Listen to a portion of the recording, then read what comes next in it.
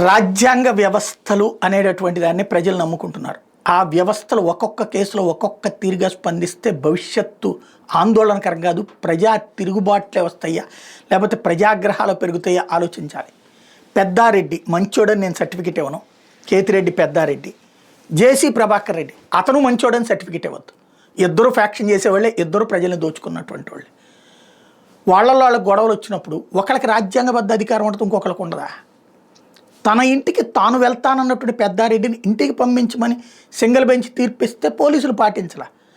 అదేమని చెప్పి అడిగితే court దిక్కన petition వేస్తే మళ్ళీ గడువు ఇచ్చింది. ఆ రోజున కావాలని చెప్పి తీసుకెళ్ళి ఇప్పుడు ఆ విషయంలో అతనికే పెద్దారెడ్డికి నోటీస్ ఇవ్వడమైంది అంటే ఆయన ఇంటికి ఆయనకి వెళ్ళే హక్కు ఉంటుందా ఉండదా?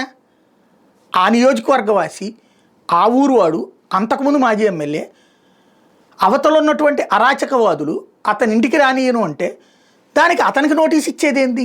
దీంట్లో డివిజన్ బెంచ్ నోటీస్ ఇచ్చిందంట. చాలా భలేగా ఉంది ఇది.